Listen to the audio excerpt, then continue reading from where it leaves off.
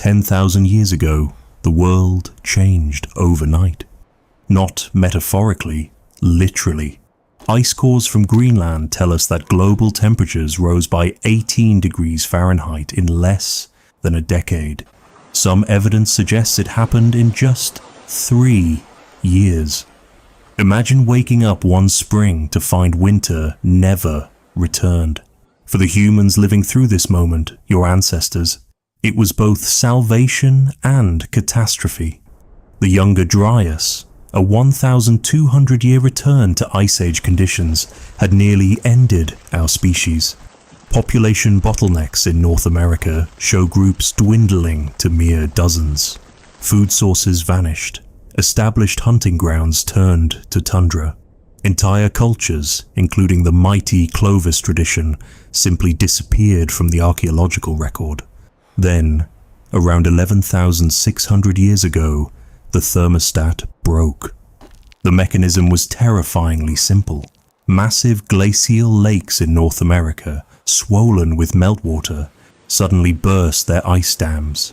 The Lake Agassiz flood alone discharged more water than all the world's rivers combined, shutting down ocean currents and triggering climate chaos. But when the system restarted, it overcompensated. Spring came and stayed. For humans huddled in refugia, those isolated pockets where life barely persisted, this warming was miraculous. Plants that hadn't grown for centuries suddenly sprouted. Rivers ran where ice had ruled. Animals began moving, mating, multiplying. The world was suddenly alive again, but it was alien. Your great ancestors, perhaps 500 generations back, stood at the edge of this new world with stone tools and hard-won knowledge of a landscape that no longer existed. The old stories about where to find winter shelter, when the herds would migrate, which plants would fruit, all obsolete. Every survival strategy their parents had taught them was suddenly questionable. In North America, the transformation was especially dramatic. The Laurentide ice sheet, which had covered Canada like a continental shield, began its death throes. Every summer, Connecticut-sized chunks of ice carved into the Atlantic. The meltwater raised sea levels by 5 feet per century. Coastal camps established by generations of families vanished beneath the waves in a single lifetime. But here's what's remarkable. We adapted. Archaeological sites from this exact period show an explosion of innovation. New tool styles appear suddenly. Trade networks disrupted for centuries reconnect across impossible distances. Art reemerges. At Monteverde in Chile, at Meadowcroft in Pennsylvania, at dozens of sites across the Americas, we see humans not just surviving but experimenting, creating, pushing boundaries. The morning the Ice Age ended, humanity faced a choice. Cling to the old ways and perish, or reimagine everything. We chose imagination, the same cognitive flexibility that would later give us agriculture, cities, and civilization, first gave us the ability to survive a world transformed. 10,000 years ago, your ancestors woke to an impossible spring and decided to live anyway. They were engineers before there were blueprints, chemists before there were formulas, and navigators before there were maps. The Clovis people, America's first widespread culture, didn't just survive the chaos of 10,000 years ago. They thrived in it. Picture this. 13,000 years ago, small bands of humans spread across North America faster than modern populations could with horses. In less than 1,000 years, distinctive Clovis spear points appeared from Alaska to Venezuela. These weren't crude stone chunks. They were technological masterpieces that modern flint knappers struggle to replicate. The signature Clovis point was fluted. A channel ran up both faces, thinning the base for hafting. One mistake during this process destroyed weeks of work. Yet these points were everywhere, standardized like products from a prehistoric factory. This suggests something profound. Clovis people had schools, not buildings, but systems for transmitting complex technical knowledge across generations and geography. By 10,000 years ago, the classic Clovis culture had vanished, but their descendants were revolutionizing American survival. The Folsom people, emerging from Clovis roots, crafted points so delicate they were translucent. At the Lindenmeyer site in Colorado, archaeologists found a Folsom workshop with over 600 tools, including needles, scrapers, and gravers arranged by function. This wasn't just survival, it was specialized industry. But the real innovation was social. Clovis and early Folsom peoples created America's first continental network. Obsidian from Yellowstone appears in Ohio. Jasper from Pennsylvania surfaces in the Carolinas. These weren't accidental trades. Stone from specific quarries was so valued, it traveled over 2,000 miles. Think about that logistics chain. No roads, no wheels, no beasts of burden. Just human determination and a network of relationships spanning a continent. Every piece of exotic stone represents trust, negotiation, and memory. Someone had to remember where the stone came from, who wanted it, and what it was worth. The Jake Bluff site in Oklahoma reveals how these networks functioned. Here, multiple family bands gathered seasonally, leaving behind evidence of communal toolmaking, shared meals, and ritual caches. 20 Clovis caches have been found across America, tools buried for future use or ceremonial purposes. These weren't desperate people scrambling for survival. They were planning, saving, investing in tomorrow. Recent DNA analysis adds another layer. The Anzac Child, a Clovis burial in Montana from 12,600 years ago, shares genetics with indigenous peoples from Alaska to Patagonia. One culture, one people, adapted to environments from Arctic tundra to tropical rainforest. The diversity of solutions they developed, from desert survival strategies to maritime adaptations, represents humanity at its most ingenious.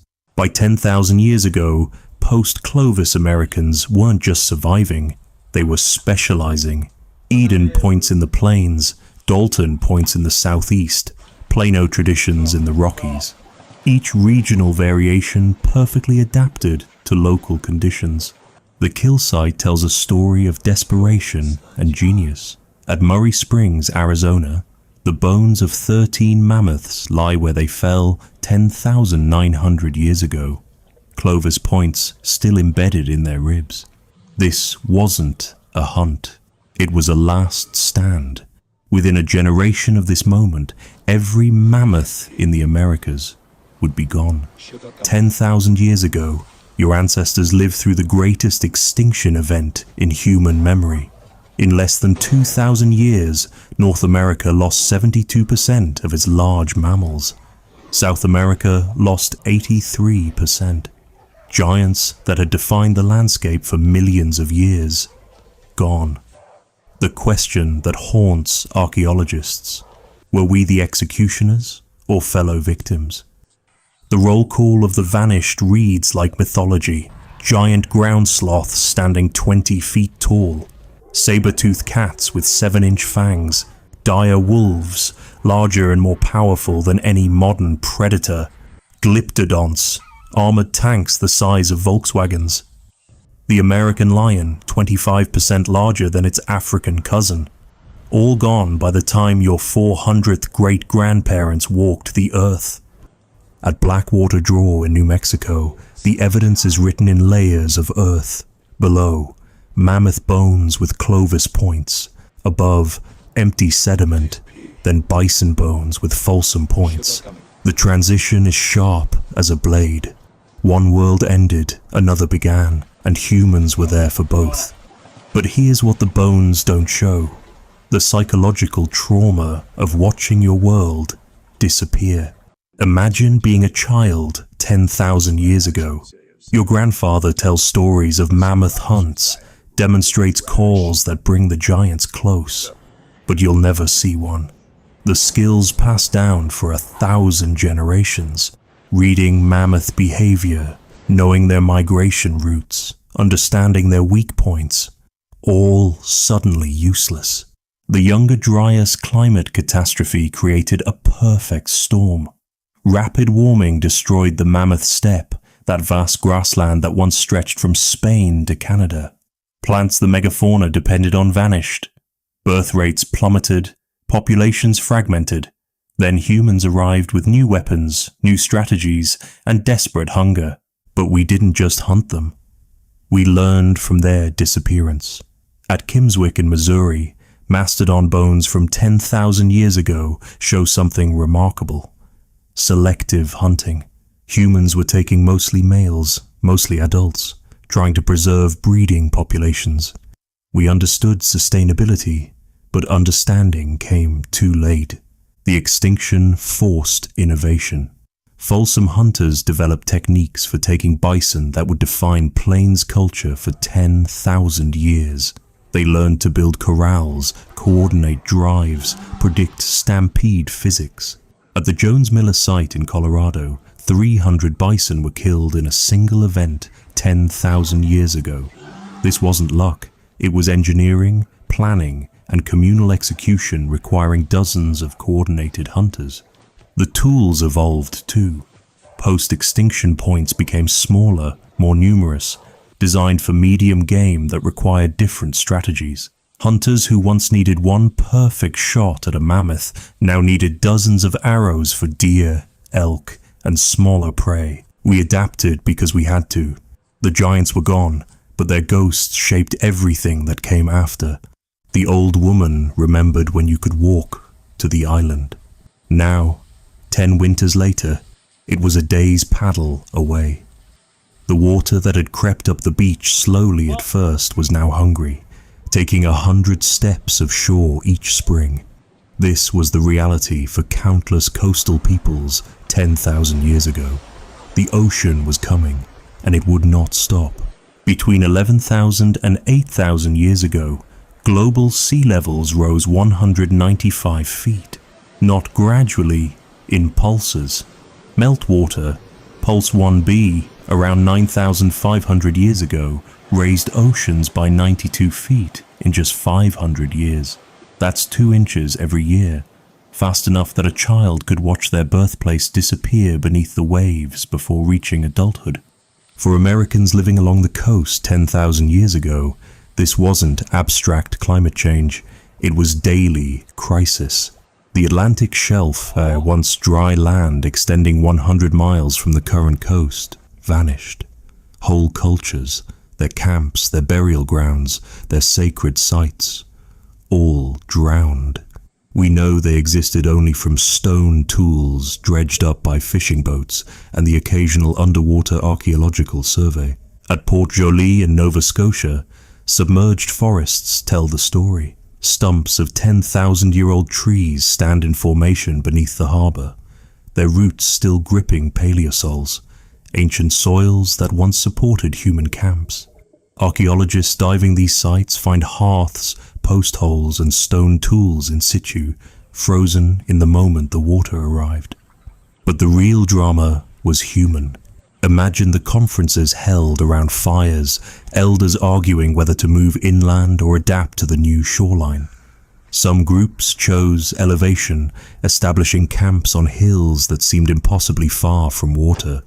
Others developed new technologies, boats, fishing gear, seasonal mobility patterns that followed the changing coast. The Dalton people of the southeast faced a particular challenge. Their territory included vast river valleys that became estuaries, then bays, then open ocean. At Sloan in Arkansas, a cemetery from this period shows something remarkable. Grave goods include marine shells from the Gulf Coast, 500 miles away. Even as the ocean destroyed their lands, they were trading with it, adapting to it, making it part of their identity. The Pacific coast adapted differently. California's Channel Islands, once connected or nearly connected to the mainland, became isolated. The peoples living there faced a choice: evacuate or evolve. They chose evolution. By 10,000 years ago, Channel Islanders had developed sophisticated boats, plank canoes capable of open ocean voyages. They didn't just survive isolation, they mastered it. The psychological impact was generational. Stories from indigenous peoples worldwide describe great floods, lost lands, drowned ancestors. These aren't myths, they're memories, transmitted across 400 generations with stunning accuracy. Aboriginal Australians can still point to specific underwater features their ancestors walked on 10,000 years ago. For the Americans of 10,000 BCE, the rising seas weren't just an environmental challenge, they were a cognitive one. How do you plan for the future when the ground beneath you isn't permanent? How do you bury your dead when their graves will be underwater? How do you teach your children about a world that no longer exists? They answered with flexibility, innovation, and memory. They became the first climate refugees and the first climate adapters. The spear point was perfect. 4 inches of translucent stone, fluted on both faces, sharp enough to shave with. The young hunter had spent 3 weeks crafting it, learning from his grandfather who learned from his grandfather. It was a mammoth point made for one purpose.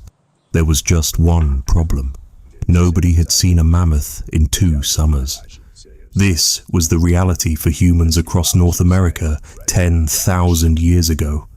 They were the last generation to carry Ice Age knowledge, and the first to discover it was obsolete. At the Colby site in Wyoming, we find one of the last mammoth kills in North America, dated to 10,800 years ago. 7 mammoths stacked in 2 piles, cached for winter consumption. The hunters who made this kill couldn't have known they were conducting one of humanity's final mammoth hunts. They preserved the meat according to traditions stretching back millennia, planning to return when the snow made transport easier. But something went wrong. The cache was never retrieved. Environmental DNA from Alaska's North Slope now tells us mammoths survived there until at least 10,500 years ago. Maybe later. Small populations, isolated, inbred, making their last stand in patches of suitable habitat. For the humans living alongside them, each sighting must have carried weight. Mythological, practical, and deeply emotional. Consider the knowledge that died with the mammoths. Humans had been hunting them for 30,000 years. We knew their seasonal movements, their feeding patterns, their social structures. We could predict where pregnant females would shelter, when bulls would fight, how herds would react to fire or sound. This wasn't just data, it was culture, identity, survival strategy refined over 1,000 generations. The transition appears in the archaeological record like a scar. Below, large, elaborate Clovis points designed for megafauna. Above, smaller, more numerous points for smaller game. Toolkits expand to include more scrapers, more processing implements, more variety. The specialization of mammoth hunting gave way to generalization. At the Lamb Spring site in Colorado, dated to exactly 10,000 years ago, we see this transition frozen in time. Mammoth bones bearing cut marks lie beside the bones of bison, deer, and smaller game. The tool assemblage includes both old-style mammoth processing tools and newer, smaller implements. This was a culture in transition, carrying 2 worlds worth of knowledge. But they adapted with stunning speed. The Folsom culture, emerging right at 10,000 years ago, developed bison hunting strategies that would define plains life for millennia. They invented the buffalo jump, the coordinated drive, the seasonal round that followed herds across thousands of miles. They transformed from mammoth specialists to bison specialists in perhaps 3 generations. The stories, though, the stories lasted longer. Every Native American culture has tales of giants, of monsters, of creatures that once walked the earth but do so no longer. These aren't fantasies, they're memories, preserved in oral tradition with remarkable accuracy. The Crows speak of the big elk that was hairless, with a nose like a snake. The Penobscot describe creatures with teeth like stakes. These are mammoth memories encoded in myth, surviving 10,000 years after the last one fell. Dawn comes without an alarm at 5:47 a.m., painted orange across the Nebraska plains. You wake not because you must, but because your body knows. The fire needs feeding before the cold seeps into young bones. Your name has been lost to time, but you were real. A woman, perhaps 30 winters old, ancient by some measures, vital by others. Your muscles tell the story of your life.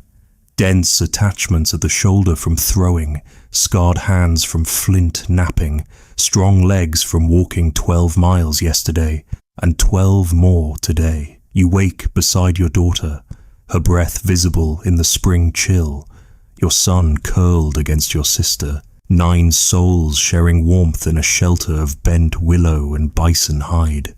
The day begins with water, always water. The stream runs 50 steps from camp, close enough for convenience, far enough that animals won't surprise you at night. You've camped here before, 3 springs ago. The fire pit you dug then still marks the ground. This is not random wandering, it's a choreographed dance with the land you've perfected over generations. Your husband left before first light with your brother, tracking deer spotted yesterday evening. Success isn't guaranteed. It rarely is. But the spring roots are emerging, and you know exactly where. Your grandmother showed you, as her grandmother showed her, the secret spots where prairie turnips grow fat and numerous. Your fingers read the soil like text, knowing by touch which roots are ready, which need another moon. By mid-morning, you've walked 2 miles, filled 3 baskets. Your daughter shadows you, learning through mimicry. She's 8 winters, old enough to distinguish 40 different plants, young enough to complain about the weight of her gathering bag. You teach her the same songs your mother taught you, mnemonics disguised as melodies that encode which plants heal, which harm, which fill hungry bellies. The technology you carry would astound modern minimalists. A knife hafted with sinew, sharp enough for surgery, a digging stick, fire-hardened and polished from use, leather pouches containing dried meat, seeds, medicinal herbs, a bone needle, cordage made from nettle fibers. Each item represents hundreds of hours of accumulated knowledge, thousands of years of refinement.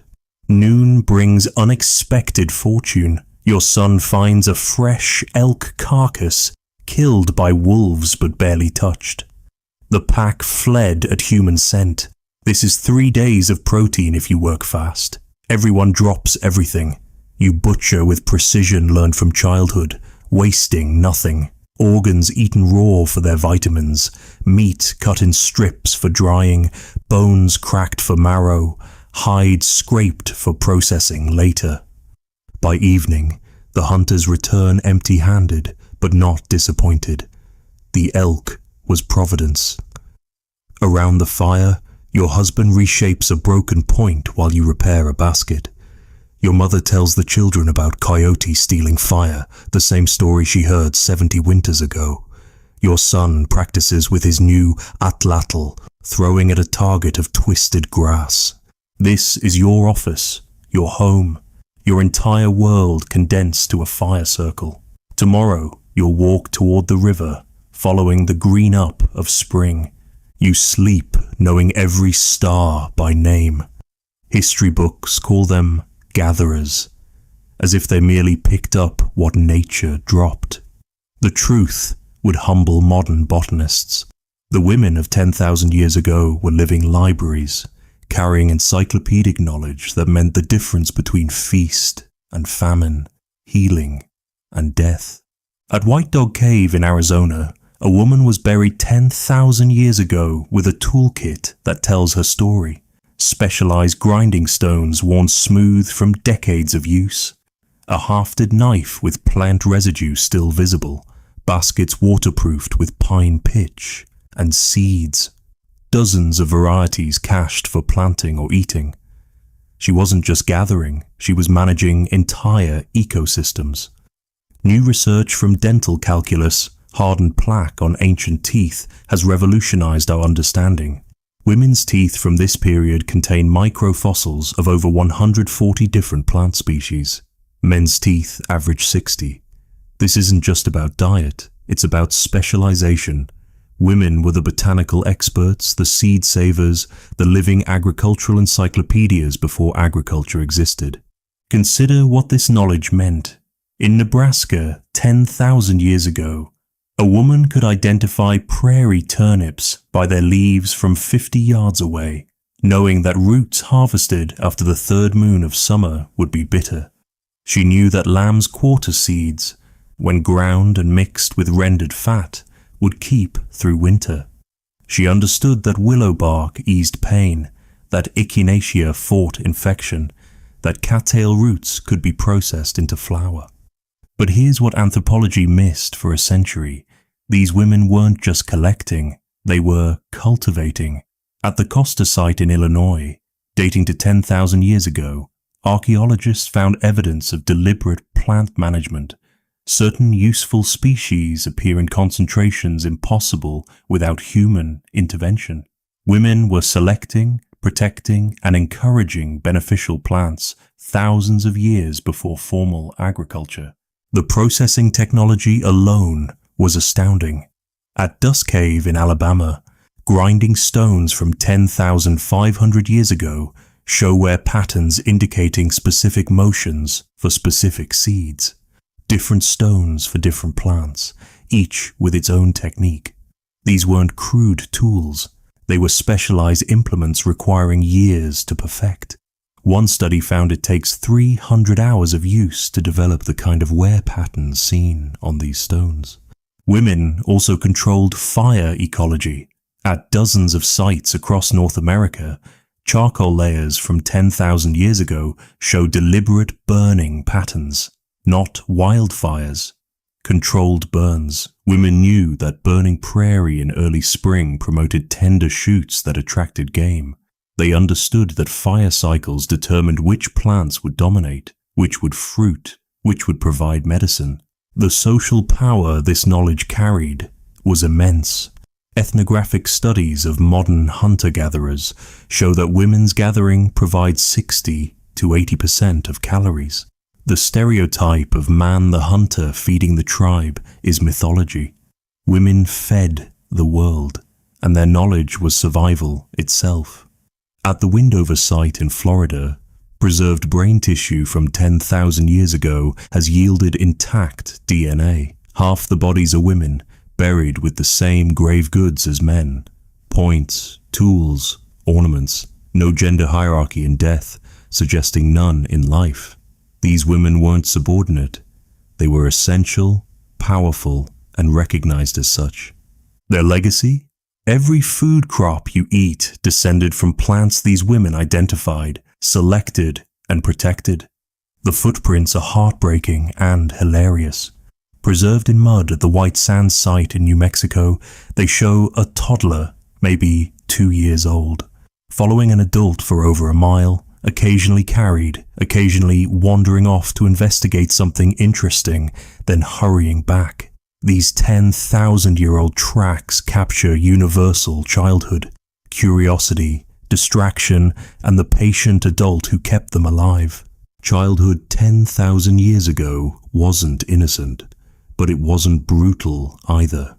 At the Upward Sun River site in Alaska, 2 infants were buried 11,500 years ago with elaborate grave goods, ochre-covered bones, decorated antler rods, and perfectly crafted stone points.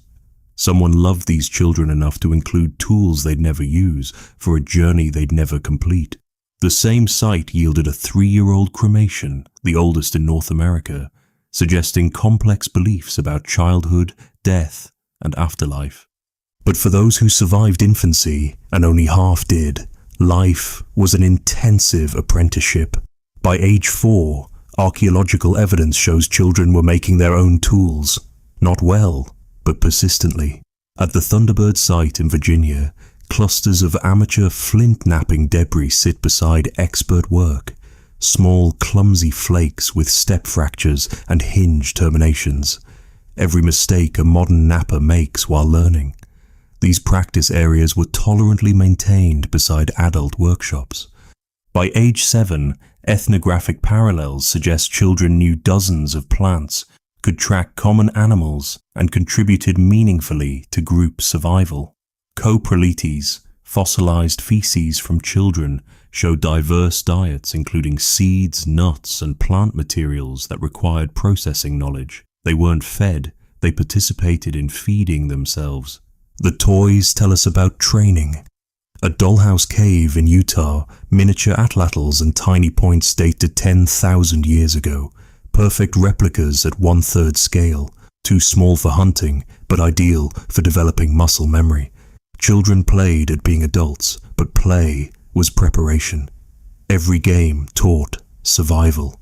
Skeletal analysis reveals their physical reality. Growth patterns show seasonal stress, hunger winters, abundant summers. But bone density exceeds modern children's by 20%. These kids climbed, ran, carried, and worked from the moment they could walk. Harris lines, growth interruptions visible in bones, appear during weaning around age 3, showing the stress of transitioning from breast milk to adult food. But there was tenderness too. At the Anzac site in Montana, a 2-year-old boy was buried with 125 stone tools and 15,000 shell beads. The craftsmanship represents thousands of hours of labor. This wasn't just a child, this was a beloved child, mourned by an entire community.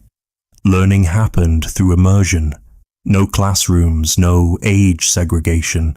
A 6-year-old might help a grandmother make baskets while listening to uncles plan tomorrow's hunt. Knowledge wasn't compartmentalized.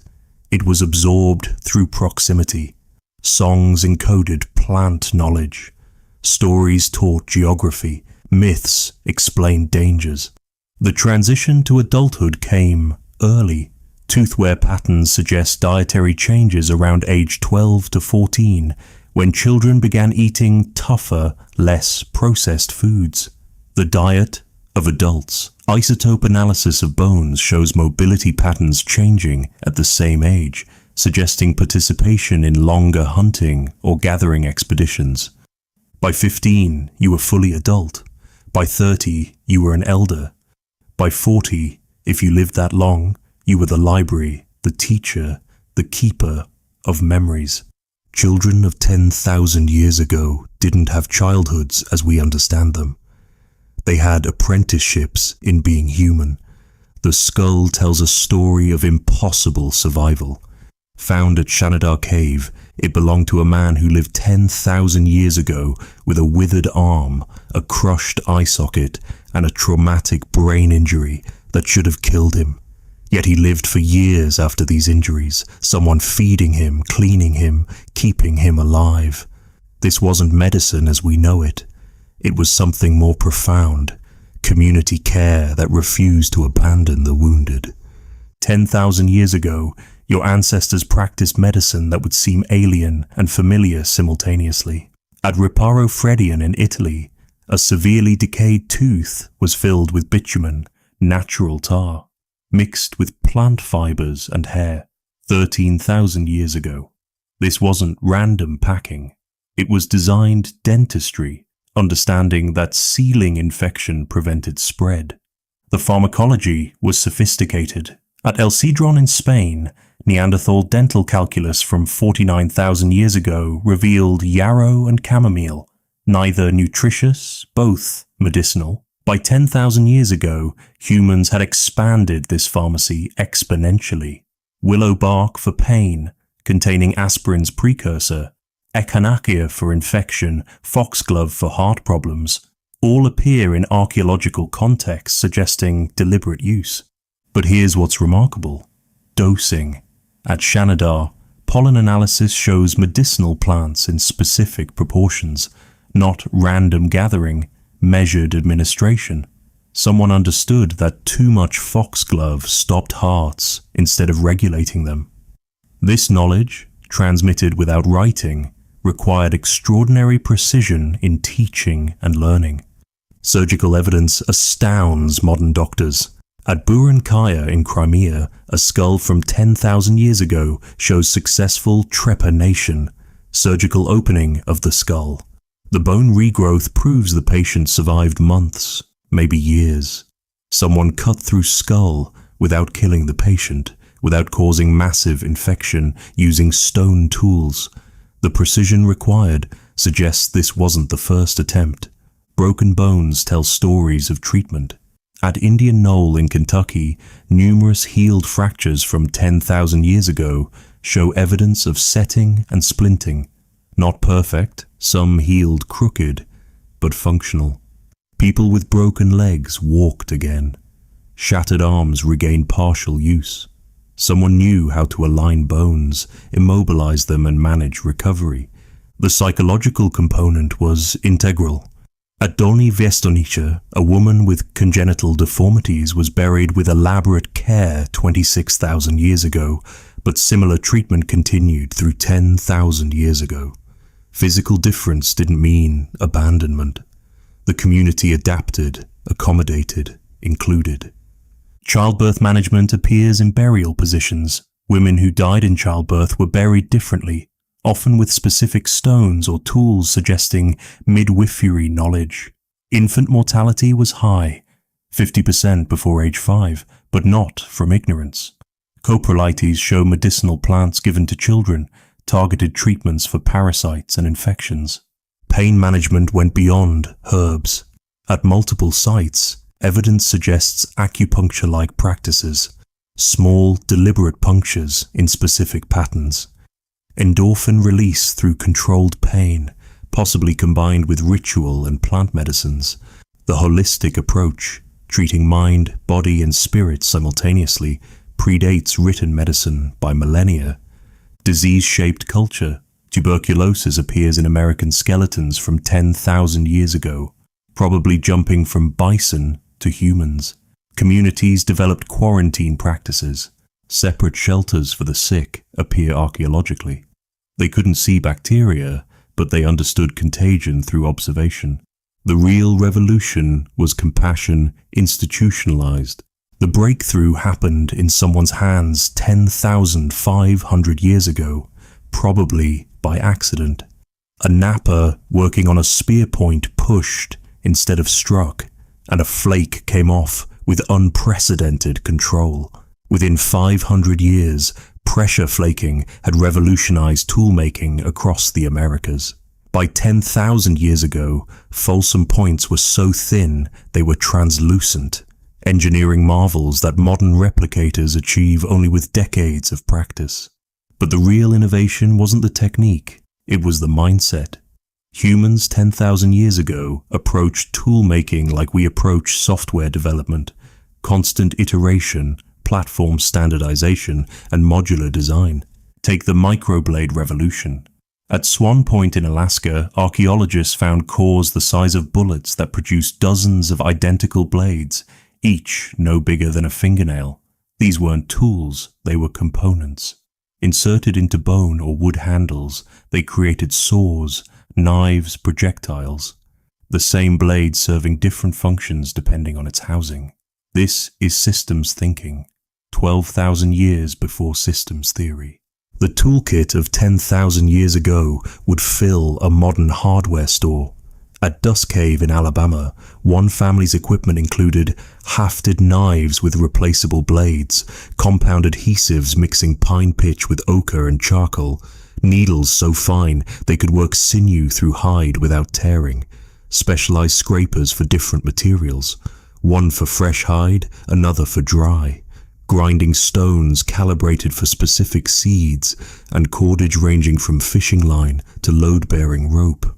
Each tool represented accumulated genius. A simple hide scraper encoded knowledge about angle of attack, pressure distribution, and edge maintenance. The hafting, attaching stone to wood, required understanding of thermal expansion, adhesive chemistry, and mechanical stress. Pine pitch alone wasn't strong enough, it needed tempering with charcoal. Too much made it brittle, too little left it soft. This wasn't trial and error, this was material science. The atlatl revolutionized hunting. This spear thrower multiplied human arm strength, launching darts at 100 miles per hour. But the physics were complex. Weight distribution, flex patterns, release timing, all had to synchronize. At Indian Creek in Montana, 10,000-year-old atlatl weights show experimentation with mass distribution, fine-tuning for different prey and distances. Specialized tools emerged for processing plants. At Bonneville Estates in Nevada, groundstone implements from 10,000 years ago show wear patterns indicating specific grinding motions for different seeds. The angle of wear, the polish patterns, even microscopic plant residues reveal purpose-built tools for individual species. This wasn't one mortar and pestle. This was an entire processing suite. But perhaps the most revolutionary tool was invisible: standardization. Clovis points from Alaska match those from Mexico in proportion and production sequence. This required shared mental templates, agreed upon standards, and teaching methods that preserve precision across thousands of miles without writing. It's the prehistoric equivalent of maintaining ISO standards without documentation. The tool that changed everything wasn't stone, bone, or wood. It was the idea that tools themselves could evolve, that technology could improve, that each generation could build on the last. By 10,000 years ago, humans had invented not just tools, but the concept of technology itself. The Clovis Empire never existed, but their kingdom stretched from sea to shining sea. By 10,000 years ago, their descendants had shattered into a dozen regional cultures, each one a unique answer to the question, how do we survive when the world we mastered no longer exists? At Blackwater Draw in New Mexico, the archaeological layers read like a book. Bottom layer, Clovis points among mammoth bones. Middle, a sterile gap, an absence, a pause while the world reorganized. Top, Folsom points among bison bones, then Plano, then archaic. Each transition marks not just new tools, but new minds, new solutions to an America that kept changing. The Folsom Revolution began around 10,900 years ago, but by 10,000 BCE, it had matured into something extraordinary. Their signature points were engineering poetry, so thin that light passed through them, so precisely flaked that modern knappers consider them the pinnacle of stone tool technology. But Folsom was more than pretty points. It was a complete reimagining of human survival in post-mammoth America. At the Agate Basin site in Wyoming, we see this transformation frozen in time. Folsom hunters didn't just kill bison, they orchestrated their destruction. Drive lanes built from stones and brush funneled herds toward cliffs or into box canyons. The kill sites show selective harvesting, mostly females and yearlings, preserving breeding bulls. This wasn't desperation, it was management. Meanwhile, in the eastern woodlands, former Clovis peoples developed into what archaeologists call Dalton culture. Their points were Swiss Army knives, serving as spears, knives, and drills through clever resharpening. At the Sloan site in Arkansas, a Dalton cemetery from 10,500 years ago contained 439 stone tools buried with 30 people. The craftsmanship was extraordinary, but more remarkable was the variation. Each region, each family group perhaps, had developed its own style. Standardization was fragmenting into innovation. The West Coast tells another story entirely. At Daisy Cave on San Miguel Island, people were harvesting shellfish, fishing deep waters, and hunting sea mammals by 11,500 years ago. By 10,000 years ago, they had developed specialized tools for each marine resource, toggling harpoons for seals, composite fish hooks for rockfish, specialized prying tools for shellfish. They weren't land people who occasionally visited the ocean. They were maritime specialists.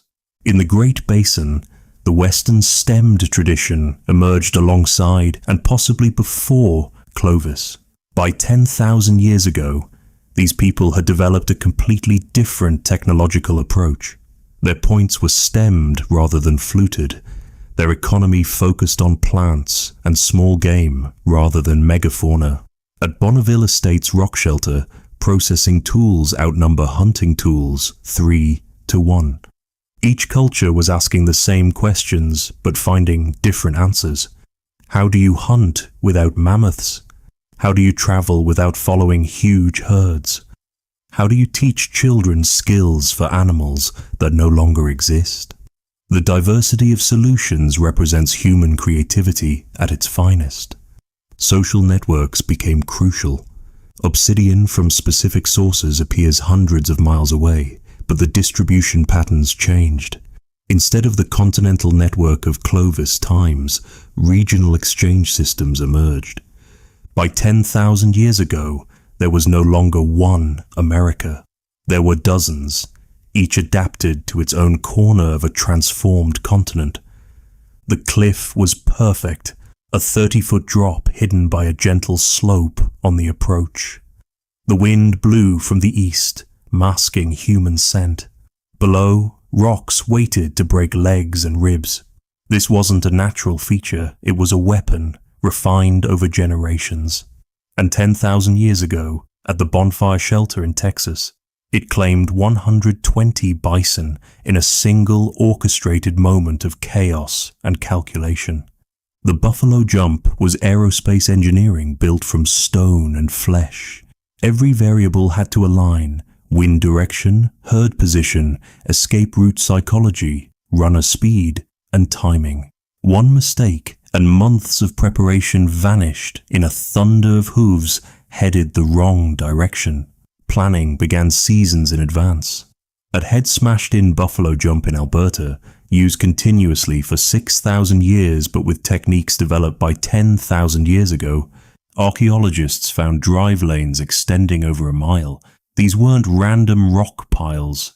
They were carefully placed cairns, each one positioned to funnel animals toward doom while appearing natural. Building them required understanding bison vision, herd dynamics, and panic psychology. The runners were specialists, young men and women trained from childhood to sprint for miles, to mimic wounded bison, to know exactly when to reveal themselves and trigger the stampede. Too early and the herd scattered, too late and they were trampled. Ethnographic accounts from historic plains peoples describe runners who could maintain position alongside stampeding bison for miles, gradually turning the herd through body position alone. But the genius was psychological. Bison are suspicious, but not stupid. The successful jump required weeks of conditioning, hunters gradually habituating the herd to human presence at increasing proximities. Like boiling frogs, the bison never noticed the trap tightening until the final morning when suddenly humans appeared everywhere, whooping, waving blankets, and the only escape route led to air. The Jones-Miller site in Colorado, dated to 10,000 years ago, reveals the sophistication. This wasn't cliff-based, but used a manufactured trap, a corral strong enough to hold panicked bison. Postmolds show a structure requiring 200 trees, each one dragged miles from river valleys. The engineering required: calculating force loads of charging bison, understanding breakage points, designing gates that could close against tons of pressure, rivals modern construction. The killing efficiency was stunning, but the processing more so.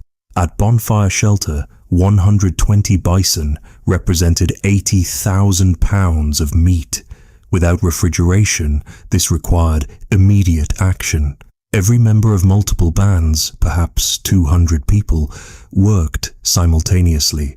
Ethnographic parallels suggest strict protocols. Specific families got specific cuts. Pregnant women received livers for iron. Elders got tender tongues. Children helped with hide preparation. The waste was minimal. Meat cut in strips for drying. Bones cracked for marrow, then boiled for grease. Hides scraped for clothing and shelter. sinew extracted for thread, horns shaped into tools, hooves boiled for glue. Even the partially digested grass in stomachs was eaten as a vitamin-rich supplement. The social coordination required was extraordinary. No chiefs, no formal hierarchy, yet hundreds of people working with choreographed precision. The jump wasn't just a hunting technique, it was a social technology, creating community through shared labor and shared feast. By 10,000 years ago, the buffalo jump had evolved from desperate experiment to refined science. The nugget was the size of a fist, gleaming red-orange in the Michigan sun. The young woman who found it 10,000 years ago knew exactly what she'd discovered. Her grandmother had shown her worked copper, passed down through generations. But this, pure native copper, weathered from bedrock, this was wealth beyond imagination. Not because it was rare, but because it could become anything. The old copper culture of the Great Lakes represents one of archaeology's most stunning revelations. Americans were working metal thousands of years before anyone else on Earth developed metallurgy. While the rest of humanity was still in the Stone Age, indigenous peoples around Lake Superior were crafting sophisticated copper tools through techniques that wouldn't appear elsewhere for millennia. The copper wasn't smelted, it didn't need to be. Glaciers had done the work, shearing away pure copper from volcanic deposits and scattering nuggets across the landscape. Some weighed tons, but transforming raw copper into tools required innovation that modern metallurgists find impressive. At the Oconto site in Wisconsin, copper artifacts dating to 8,500 years ago show evidence of annealing, heating metal to specific temperatures to alter its crystalline structure, making it workable without becoming brittle. This wasn't random heating. Too hot and the copper cracked. Too cool and it remained rigid. The precise temperature control required, using only wood fires and careful observation, represents material science at its most intuitive. By 10,000 years ago, the techniques were already emerging. Cold hammering, the repeated percussion that slowly shapes copper, appears at sites across the western Great Lakes. But cold hammering alone creates metal fatigue, causing fractures. These early metalworkers discovered that alternating cold work with controlled heating eliminated brittleness. They invented work hardening and tempering 5,000 years before Bronze Age smiths. The tools they produced weren't primitive, socketed spear points with rat-tail tangs for hafting, awls so fine they could pierce the thinnest hide, fish hooks with barbs and line attachments, crescent-shaped knives that modern users describe as perfectly balanced, decorative beads requiring techniques like hollow drilling that wouldn't be reinvented for millennia. But here's the mystery. They had this technology and barely used it. Copper tools appear alongside stone tools, never replacing them. The metal was traded across thousands of miles. Great Lakes copper appears in Florida, Alberta, and the Atlantic coast, but it remains supplemental, special, perhaps sacred. The cultural implications are profound. Copper working required specialized knowledge, suggesting the emergence of craft specialists. The wide distribution implies sophisticated trade networks. The limited use suggests value beyond utility, perhaps ceremonial, perhaps spiritual, certainly social. At the Osceola site in Wisconsin, a child was buried with copper bracelets 9,500 years ago. The metal was worked thin, decorated with geometric patterns, and showed wear from use. This wasn't just ornamentation, it was identity, status, memory made tangible. The child's burial with such wealth suggests inherited position or profound grief, or both. The real revolution wasn't metallurgical, it was cognitive. These people looked at raw metal and saw potential. They developed processing techniques through experimentation. They created trade networks to distribute knowledge and materials. They invented an entirely new category of human creation. Then, mysteriously, around 3,000 years ago, the old copper culture largely abandoned metalworking. Climate change, population shifts, cultural evolution. We don't know why. The woman stood knee-deep in the Pacific, feeling with her toes for the telltale hardness of abalone. The Channel Islands rose from morning fog 20 miles offshore.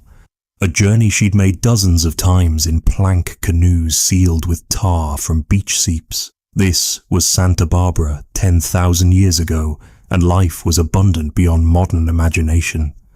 California's first peoples lived in Earth's greatest natural supermarket. The archaeological record from 10,000 years ago reveals not struggle, but choice. So many food sources that selection became cultural rather than survival-based. At Daisy Cave on San Miguel Island, remains from 11,500 years ago show people were eating 18 species of shellfish, 19 types of fish, and sea mammals from dolphins to elephant seals. The technology was specialized and sophisticated. By 10,000 years ago, Channel Islanders had developed the tomol, plank canoes capable of carrying 4,000 pounds across rough seas. These weren't dugouts but engineered vessels. Redwood planks sealed with yop, a mixture of pine pitch and asphaltum, drilled and sewn with milkweed cordage, capable of speeds over 8 knots. Building one required coordinated labor from specialist teams and materials gathered across hundreds of miles. On the mainland, the Millingstone Horizon culture was revolutionizing plant processing. At the Cross Creek site, grinding stones from 10,000 years ago show where patterns from processing acorns, a challenging food that requires leaching toxic tannins. The process was complex: shelling, grinding to flour, repeated hot water washing, then cooking. One mistake and the meal was inedible, yet acorns became a staple, providing more calories per hour of labor than farming. The diversity was staggering. Coastal groups harvested seaweed for salt. Desert peoples processed agave hearts in stone-lined pits. Mountain communities drove deer into brush barriers. Valley inhabitants managed controlled burns to encourage seed-producing plants. Each ecosystem had its specialists, and they traded constantly. At Tulare Lake, once California's largest freshwater body, now drained for agriculture, people 10,000 years ago lived year-round on fish, waterfowl, and tule elk. The lake was so productive that sedentism emerged without agriculture. Villages of tule reed houses sheltered hundreds. Social stratification appeared. Hereditary chiefs, craft specialists, extensive trade networks. The tar seeps of Southern California provided another unique resource. Natural asphaltum bubbled from the ground, used for waterproofing, adhesive, and decoration. At Carpinteria, production sites from 10,000 years ago show industrial-scale processing, heating pits to purify tar, molds for forming cakes, and distribution networks reaching Nevada. But the real revolution was management. These weren't passive gatherers, but ecosystem engineers. They pruned trees to increase nut production, broadcast seeds of useful plants, diverted streams to create wetlands, and burned grasslands to attract game. Archaeological evidence shows certain plant species appearing in concentrations impossible without human intervention. Population density exceeded anywhere else in prehistoric North America. By 10,000 years ago, California supported perhaps 300,000 people, 1/3 of the continent's population on 1% of its land. They achieved this without farming, without cities, without the supposed necessities of civilization. Social complexity emerged from abundance. The windmiller culture, emerging around 10,000 years ago, shows elaborate burials with differential wealth, specialized toolkits suggesting occupational differentiation, and exotic materials indicating thousand-mile trade relationships. California dreaming wasn't fantasy. It was the reality of perfect adaptation to Earth's most generous landscape.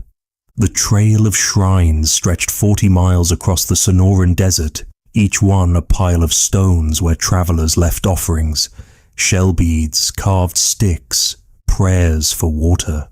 This was the Camino del Diablo, the Devil's Highway, and 10,000 years ago it was already ancient, worn deep by countless journeys between water sources that might be 3 days apart. Desert survival wasn't about conquering the landscape but reading it like scripture. Every shadow had meaning, every bird flight indicated water, every cloud promised or lied about rain. The peoples of the American Southwest 10,000 years ago had decoded this language through millennia of observation, creating a blueprint for thriving where others saw only death. At Ventana Cave in Arizona, occupation layers span from 11,000 years ago to historic times, continuous habitation in one of Earth's harshest environments. The secret wasn't the cave, but the knowledge. 47 water sources within a day's walk, each with its own seasonal reliability. Some were rivers, some springs, some tinajas, natural rock basins that held rainwater for months. Knowing their locations, their capacity, their quality meant life. The toolkit was specialized for scarcity. Portable water containers made from gourds and lined with pine pitch. Carrying nets that distributed weight across shoulders for long-distance transport. Specialized digging sticks for accessing roots that stored moisture. Grinding stones cached at processing sites to avoid carrying weight. Every tool served multiple purposes. Nothing was redundant. But the genius was timing. Desert peoples 10,000 years ago had developed a complex seasonal round that followed resources as they peaked. Saguaro fruit in June, mesquite pods in July, agave hearts in winter, spring herbs after rain. They moved not randomly, but precisely, arriving at each location within days of optimal harvest. This required intergenerational knowledge, encoded in stories and songs that served as maps and calendars simultaneously. At Huila Cave in Mexico, coprolites from 10,000 years ago reveal the diversity of desert diet. 89 plant species identified from a single season's deposits. Agave, prickly pear, mesquite, pinon nuts, grass seeds, even grasshoppers and lizards. The nutritional analysis shows better vitamin and mineral profiles than agricultural diets. Desert peoples weren't surviving, they were thriving. Water management went beyond finding, it involved creating. At multiple sites across the Southwest, rock dams from 10,000 years ago channeled runoff into natural basins. These weren't random rock piles, but engineered structures understanding flow rates, sediment deposition, and evaporation. Some created microenvironments where useful plants thrived, turning barren washes into linear gardens. The social adaptations were crucial. Desert bands were smaller than elsewhere, 15 to 25 people typically, to avoid overtaxing water sources. But they maintained extensive networks, gathering annually at reliable water for trade, marriages, and information exchange. Bad year in the Chihuahuan Desert. Move west to relatives in the Sonoran. Drought everywhere. Stories told where ancestors found water in similar times. Heat management was sophisticated. Travel at night, rest in shade, minimal clothing but maximum coverage. Shelters designed for ventilation, not insulation. Metabolic adaptation too. Desert peoples consumed less water than newcomers while maintaining hydration, a physiological adjustment taking generations to develop. The archaeological signature is subtle.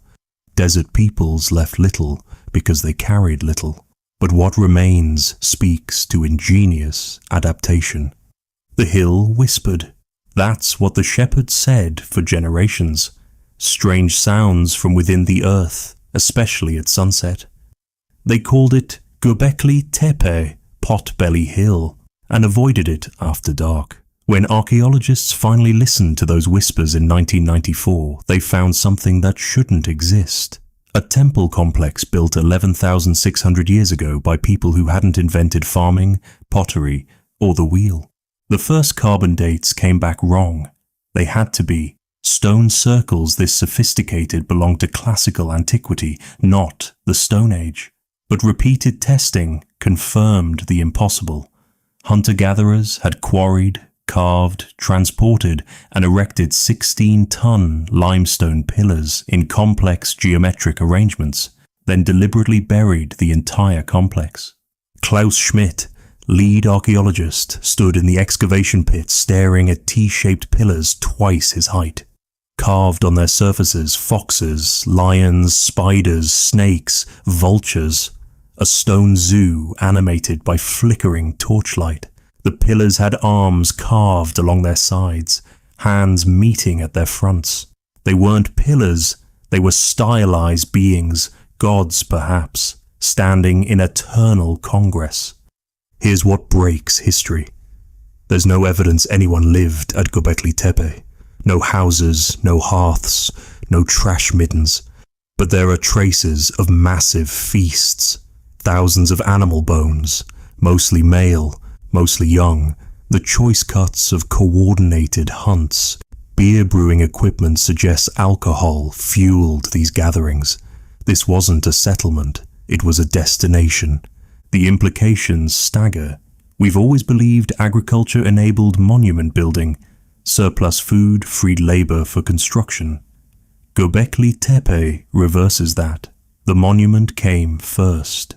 Perhaps the need to feed workers during construction drove agricultural innovation. The temple didn't celebrate farming, it caused it. The mathematics alone confound understanding. Moving 16-ton stones without wheels required hundreds of coordinated workers. Feeding them without agriculture meant extensive hunting and gathering networks. Organizing them without writing meant sophisticated oral systems for planning and memory. These weren't simple hunter-gatherers, they were social engineers. Layer upon layer tells a story of obsessive rebuilding. Older circles were buried and new ones constructed above. The style evolved. Earlier pillars show more naturalistic animals.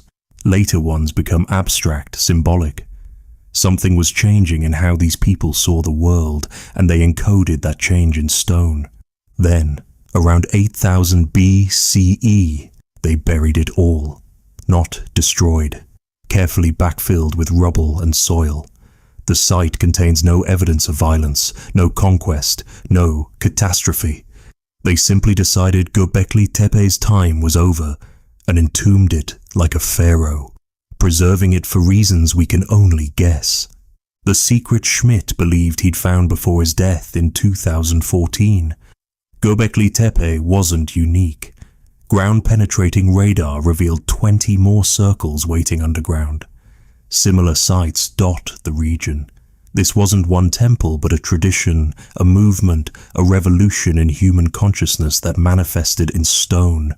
We came together not to survive, but to mean something. The first permanent architecture wasn't shelter. It was shrine. Before we settled down, we reached up. Nobody planned to invent agriculture. At Abu Huraira in Syria, the evidence is clear. 11,500 years ago, a woman was grinding wild einkorn wheat on her knees, hour after hour, day after day.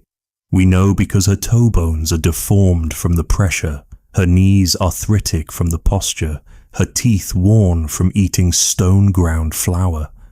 She wasn't a farmer. She was a gatherer whose world was changing too fast to abandon old ways. The transition reads like tragedy in the bones. Pre-agricultural skeletons from the Levant are tall, robust, with excellent teeth and few signs of systemic stress. By 10,000 years ago, farmers were shorter, suffered from anemia, had cavities, and showed repetitive stress injuries. Agriculture didn't improve life. It enabled survival when the old life became impossible. Here's how it happened. During the Younger Dryas cold period, wild cereals that once carpeted the Levant retreated to isolated refugia. Humans followed, camping near the last reliable patches. They couldn't travel widely anymore. The good spots were too far apart. So they stayed, and staying changed everything. At first, they just protected wild stands, clear competing plants, maybe scatter seeds from particularly good specimens. The archaeological record from Ohalo II, dated to 23,000 years ago, shows someone already understood that seeds plus soil plus water equals food. But knowing and doing are different things. For 13,000 years, humans knew how to farm, but chose not to. The accident was selection pressure. When you harvest grain, you naturally select for plants that hold their seeds longer, the ones that don't shatter and scatter. When you replant, you choose the biggest seeds. Do this for a few centuries, not even intentionally, and you've created domestic wheat that can't survive without human intervention. At Jerf El Ahmar in Syria, we see the trap closing. By 10,000 years ago, storage facilities held tons of grain. But storing requires guarding. Guarding requires staying. Staying requires growing more. Growing more requires clearing land, which requires tools, which requires specialists, which requires feeding non-farmers, which requires growing even more. Each step seemed logical, necessary, temporary. Together, they were a ratchet that only turned one way. The gender dynamics shifted catastrophically. Hunter-gatherer women, typically space children 4 years apart through extended breastfeeding and mobility. Settled farming women could have children annually. At Ain Ghazal in Jordan, populations exploded from 100 to 3,000 in just 500 years. More mouths meant more fields, meant more work, meant more mouths. Disease followed density. Tuberculosis, unknown in hunter-gatherers, appears in early farmers. Malaria exploded in irrigation ditches. Measles jumped from cattle. Flu from pigs. The archaeological record from 10,000 years ago shows skeletal pathologies never seen before. Vitamin deficiencies from limited diets. Parasites from permanent latrines.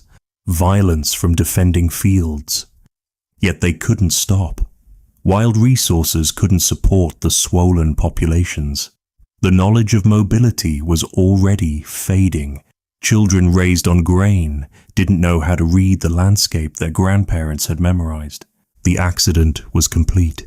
Humans had domesticated wheat, but wheat had domesticated humans even more thoroughly.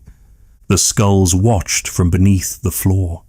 Plastered, painted with shells for eyes, they were ancestors transformed into architecture, the dead literally supporting the living. This was Jericho, 10,000 years ago. Not yet a city, but no longer a camp. Something unprecedented. A permanent address where generations would live, die, and remain. The Jordan Valley was an Eden for settlement. Fresh water springs, fertile soil, wild grains and gazelles abundant. But paradise required walls. Jericho's first wall, built around 8000 BCE, stood 12 feet high and 6 feet thick, fronted by a 30-foot tower. The construction required 10,000 tons of stone, carried by hand, shaped without metal tools. Why? No evidence of warfare exists. Perhaps floods, perhaps ceremony, perhaps just the psychological need to define us from them. Inside those walls, humanity was experimenting with a new way of being. Houses were round, semi-subterranean, entered through the roof. No streets. You walked across your neighbor's ceiling to reach your own home. Privacy hadn't been invented yet. Sound, smell, and movement were communal. When someone died, they were buried beneath the floor you walked on daily. After the flesh decayed, skulls were retrieved, plastered to recreate faces, and displayed.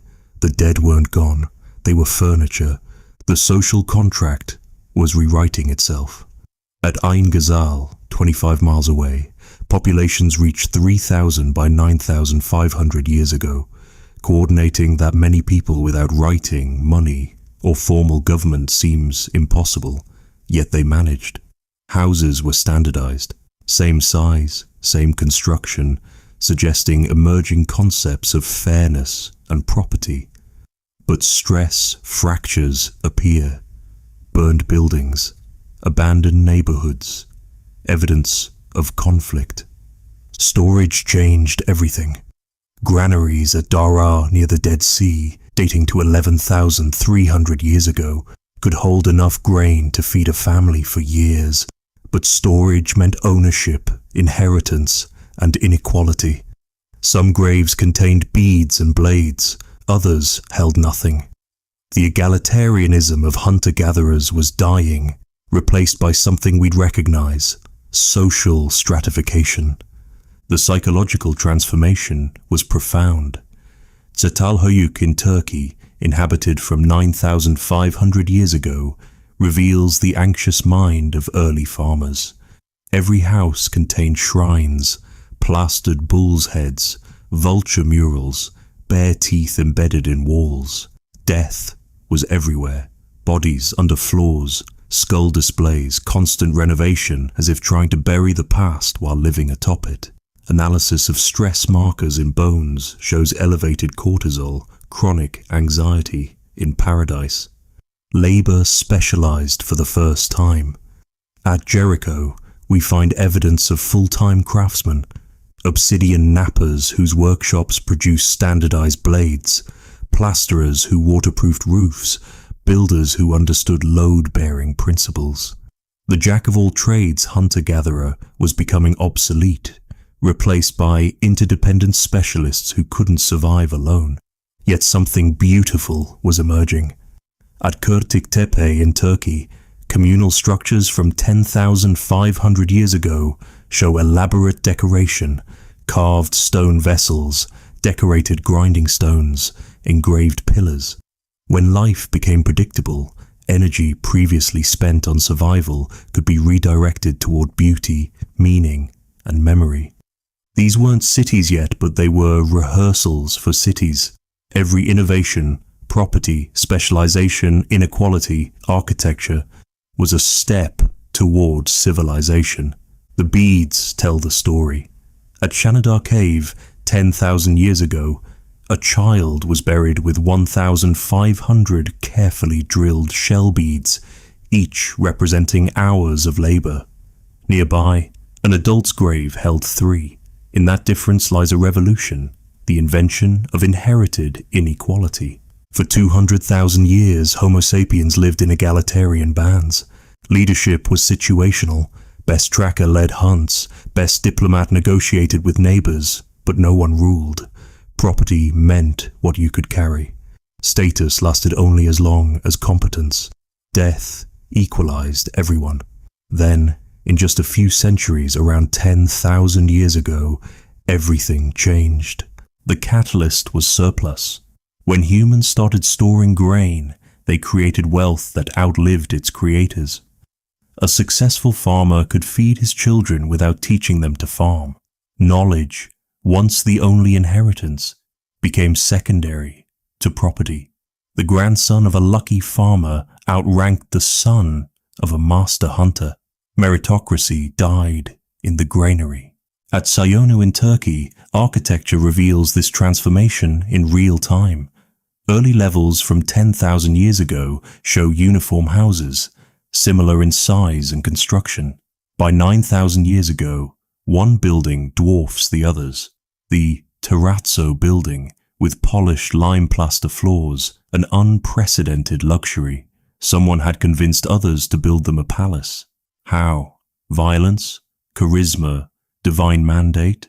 The stones don't say, but inequality had found its foundation. Gender relationships transformed catastrophically. Hunter-gatherer women provided 60 to 80% of calories through gathering, granting economic power and social autonomy. But farming was men's work initially. Clearing fields required upper body strength, plowing even more so when it appeared. Women's work shifted to processing, grinding grain, brewing beer, weaving textiles.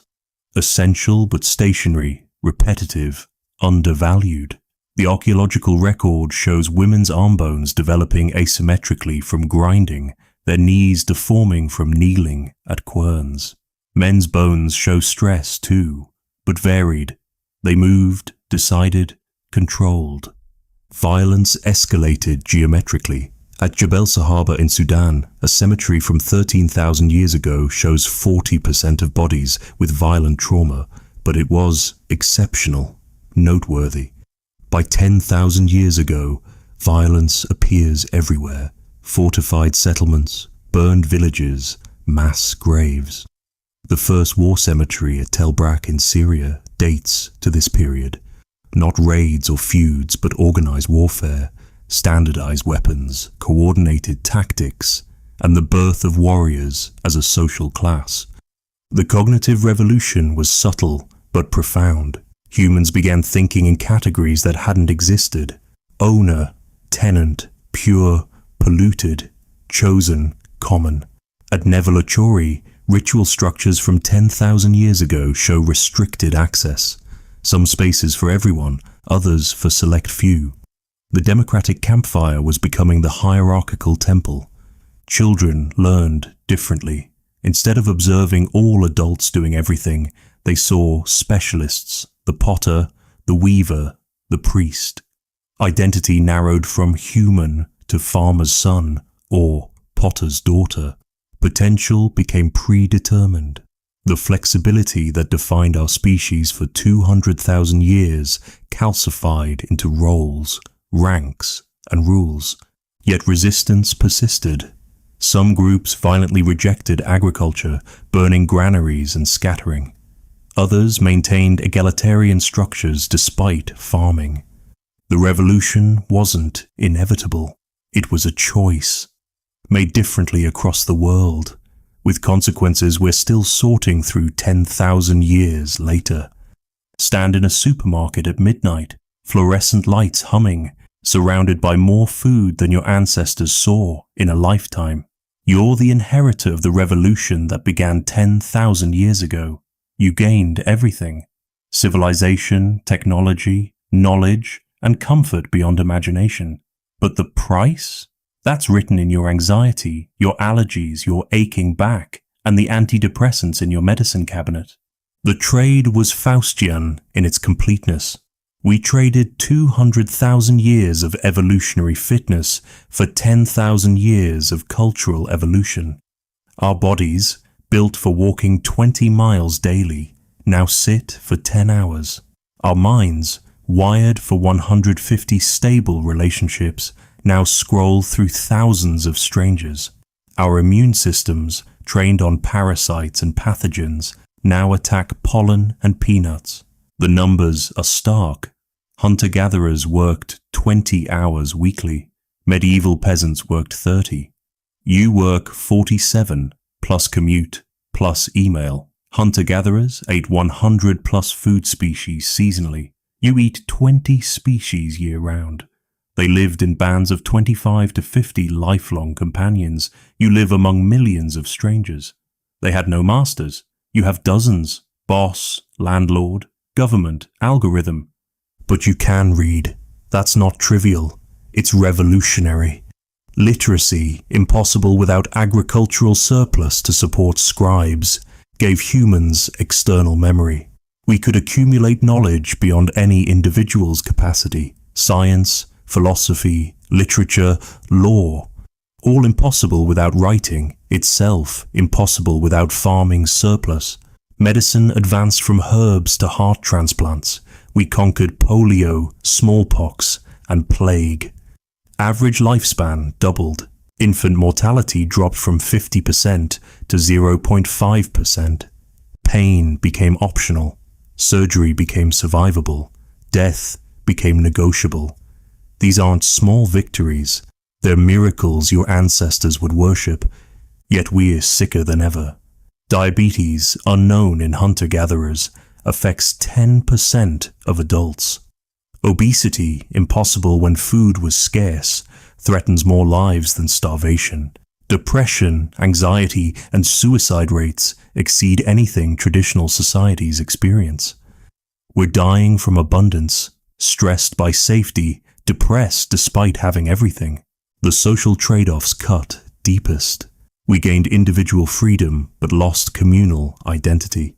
You can become anything but belong to nothing. Move anywhere but never be home. Connect globally but touch no one. The freedom is real. No arranged marriages, no inherited obligations, no tribal law. But the loneliness is real too. We gain knowledge but lost wisdom. You know more facts than any human ever. The phone in your pocket accesses all recorded information. But you might not know which plants in your yard are edible when the moon rises, or your great-grandmother's name. We know everything about nothing and nothing about everything. The planet bears witness to our bargain. We feed 8 billion people on land that once supported millions. Victory? Yes, but topsoil depletes, aquifers drain, and climate changes. The stable Holocene that enabled agriculture is ending, partly because of agriculture. Our success threatens our success. But here's the twist. We can't go back. The knowledge exists, the population exists, the world has changed. The hunter-gatherer lifestyle required 100 square miles per person.